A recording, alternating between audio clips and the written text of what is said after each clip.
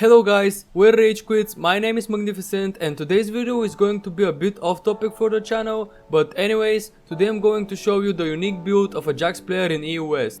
Some people make out this build a troll build, but after I show it to you, I will explain why it's actually very viable. So without further ado, let's get into it.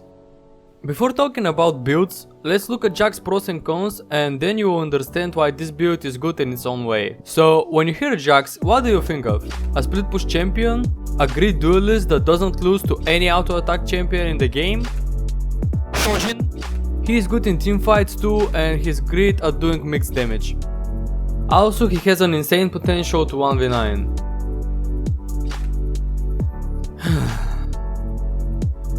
So let's get into the build. No, like for real, this guy is just too fucking good. He has no fucking cons, I don't know. The only thing that I can think about is that his early game is kinda weak, besides his level 1 fight with his E in lane. And maybe crowd control? He just isn't that good before level 6 and that's it. So now let's get into the build. When you see the build, you're probably going to be like, dude, are you fucking retarded? And you'll be right. But this doesn't mean that the build is bad. When I saw it for the first time, I was so unsure about it, but then I realized that there may be a way of making it actually work in high elo, and I'll tell you why. So let's look at the build path. He usually starts with Shield Bow into Essence Reaver and then Quick Blades. Boots are always defensive, of course. Now I want to make a pause here and tell you why these 3 items could be fucking huge on Jax.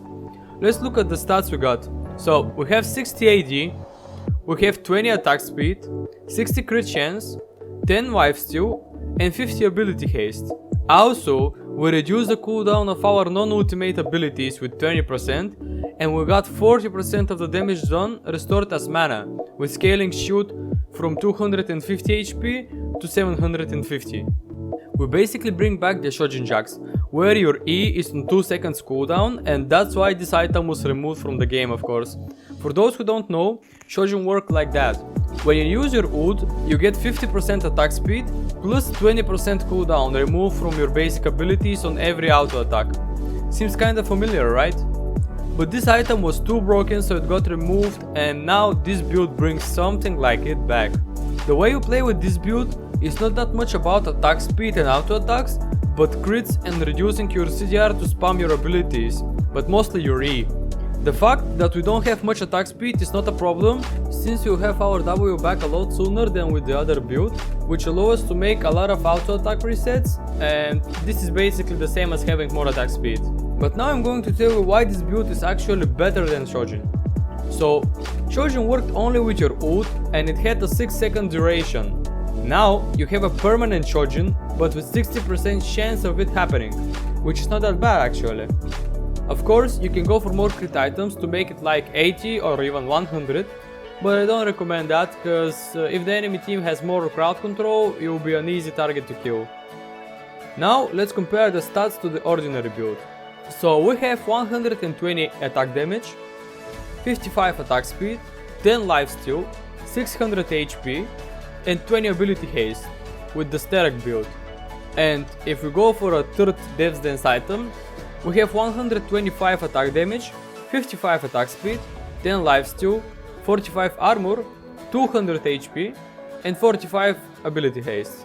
So we have more AD than the ordinary Jax, but we have less attack speed, which I said is not that much of a problem when we have so many auto attack resets, and we also have a Sheen item just like Trinity, so our W hits hard as shit. The lifesteal is the same, we have more ability haste than both of the Jax builds, but the only thing that we trade are defenses for 60% crit. And this is not that much of a problem again, since we have a scaling shield from our shield bow, plus the fact that we have our E a lot more often than the ordinary Jax. Also, let's not forget the fact that we have our ultimate that give us defenses, and since we have more CD, we will have it sooner too. So let's finish our build from the stats that we have now. I don't think that we need any more offensive items. The only thing that we need now is some sustain to keep us alive in the fights, so we can spam more and more abilities. I can see that he goes for more AD and offensive items, which I would say is a low elo mistake, and it's definitely not necessary. He buys Tiamat sometimes, which is good for wave clearing, but I don't think that it's worth it more than the items I'm going to suggest now. Also, sometimes he swaps some of his items and gets the third item from his combo later, which I would say is another mistake because the spike of this build really hits when you have all three of them. So let's talk about how we can build some defenses for us. If you want to go with a more offensive style, you can build Death's Dance for the armor and the passive, and RageQuitZ for attack speed and magic resist. If you wanna be safer though, which I kinda recommend, you can go with Spirit Visage for more sustain and magic resist. Guardian Angel is another good item. Thornmail could be a valuable item in some situations, as it will grant you anti-heal too.